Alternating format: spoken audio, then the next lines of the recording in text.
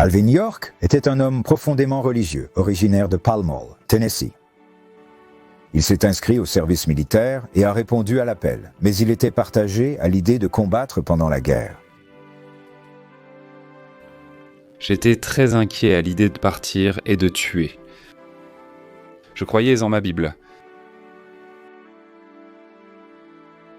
Les conversations avec son officier commandant, lui aussi un chrétien dévoué, ont convaincu York que Dieu voulait qu'il se batte et qu'il le protégerait pendant la guerre. Et il aurait particulièrement besoin de protection le 8 octobre 1918. York a tenu un journal tout au long de la guerre et a décrit les événements de ce jour-là. C'était notre première bataille offensive dans l'Argonne. Nous avons commencé l'assaut à 6h10 du matin. Et les Allemands mettaient sur leurs mitrailleuses en action partout sur la colline devant nous, ainsi qu'à notre gauche et à notre droite.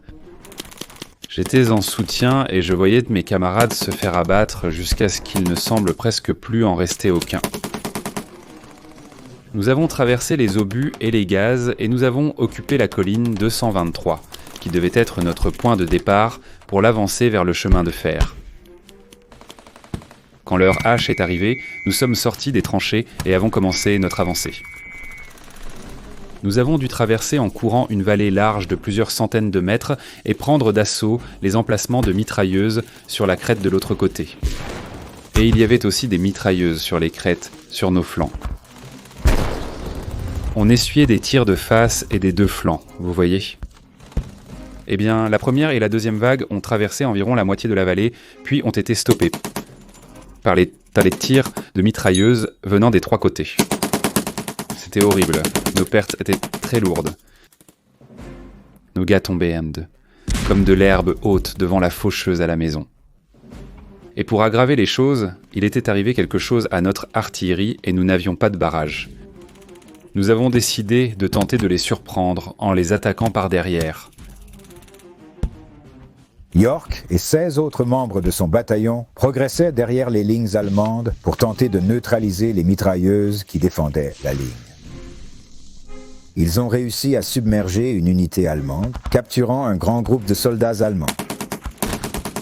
Mais alors qu'ils s'occupaient des prisonniers, ils ont été mitraillés par des tirs de mitrailleuses venant d'une crête située plus loin. 9 hommes sont tombés, 6 morts.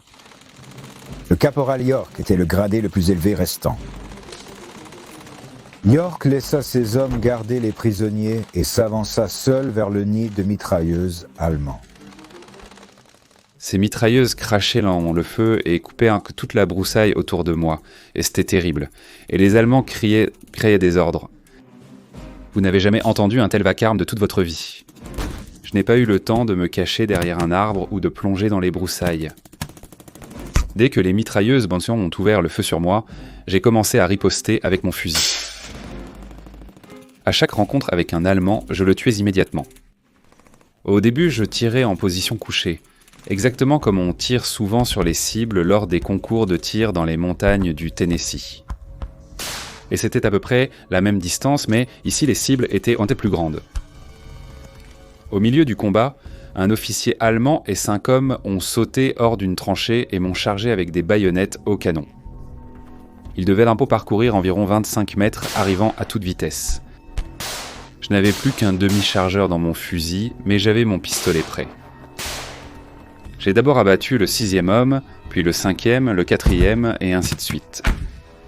C'est comme ça qu'on chasse les dindes sauvages chez moi. Vous voyez, on ne veut pas que celle de devant sache qu'on attrape celle de derrière. Et puis elles continuent d'avancer jusqu'à ce qu'on les attrape toutes.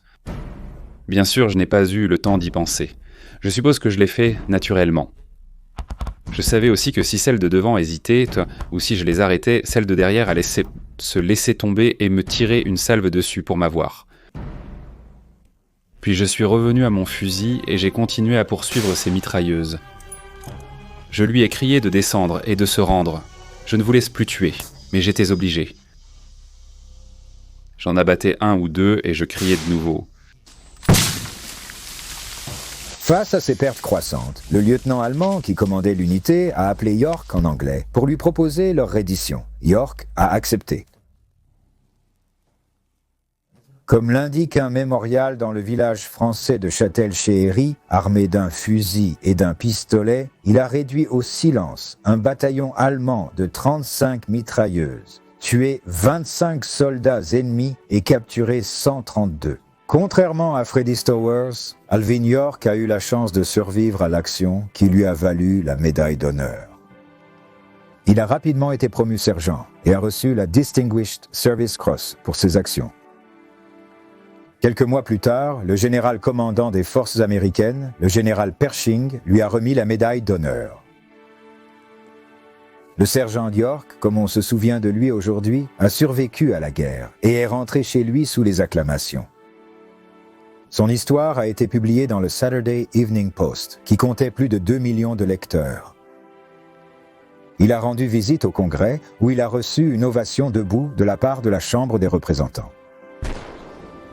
Tout au long de sa vie, York a reçu de nombreuses occasions de tirer profit de sa célébrité.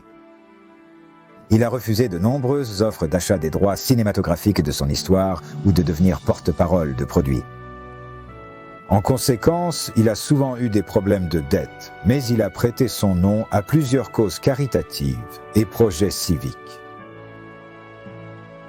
Il a finalement accepté de vendre les droits de son histoire et d'utiliser les fonds pour financer une école biblique.